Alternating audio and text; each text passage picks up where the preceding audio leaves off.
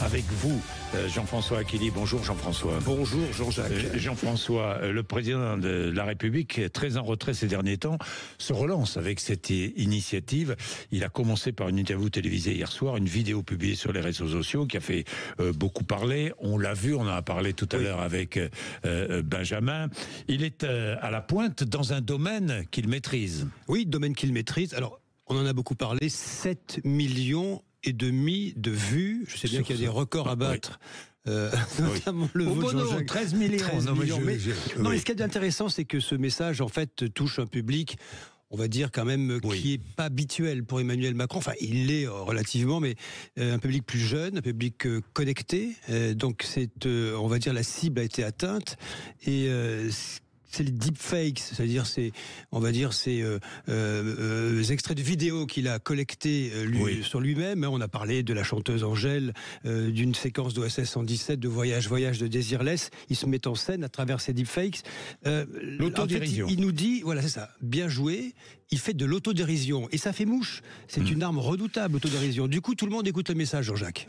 Oui. Dites-moi, c'est sa façon de vouloir se remettre dans le jeu, lui qui est en retrait depuis sa dissolution ratée, avec une révolution qui déboule dans notre vie quotidienne. Absolument. Dans un domaine, je le répète, qu'il maîtrise. Oui. Et je me posais la question, quel est aujourd'hui le candidat à la présidence de la République qui maîtrise ce domaine de l'intelligence artificielle? Il n'y en a pas, ou ils sont très peu nombreux, ils sont très peu à aborder la question. Vous savez, le problème de la politique dans ce pays, c'est qu'elle a le nez dans le guidon, de façon nécessaire. Il faut régler les problèmes, nous sommes d'accord. Et puis il n'y a pas de majorité à l'Assemblée nationale, les décisions sont difficiles à prendre, et nous avons le nez dans le guidon, et nous ne voyons pas cette révolution qui arrive. Elle est là, elle est déjà dans nos pattes, si je puis dire. Et la France a son mot à dire dans cette révolution. C'est une révolution industrielle qui n'a pas d'équivalent. C'est-à-dire qu'on avait connu, ça a été évoqué, l'imprimerie, entre autres, mais il y a eu aussi le remplacement de l'homme par la machine. Vous savez, quand les robots sont arrivés sur les chaînes de montage automobiles,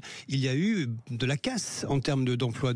Là, c'est quelque chose d'exponentiel aujourd'hui. Donc, que se passe-t-il? Il y a eu ce mot d'ordre qu'a lancé Emmanuel Macron à la presse quotidienne régionale. C'était aussi ce week-end. Il dit, il nous faut accélérer, et au fond, sans cela, nous serons à la traîne. C'est vrai que vous l'avez évoqué, il y a le chat de Mistral AI qui vient de sortir. Moi, je l'ai téléchargé, le chat Jean-Jacques Bourdin. C'est formidable. Ça va aussi vite, voire plus vite que ChatGPT.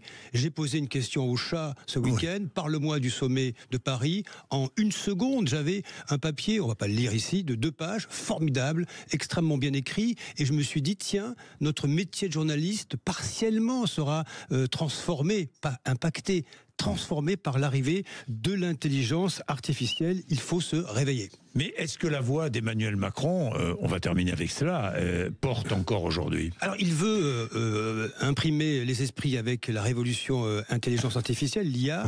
Il veut renouer les Français avec ces référendums qui nous sont annoncés pour l'année qui vient.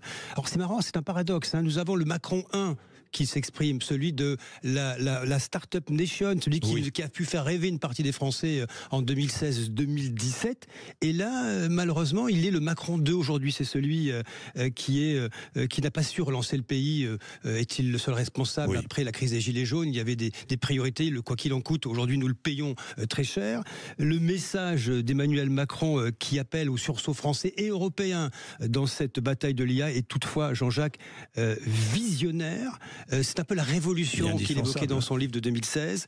Comment redémarrer le pays? Comment monter à bord de la fusée de l'IA? Il faut poser peut-être la question au chat de Mistral. De Mistral. Bien, merci, 7h53.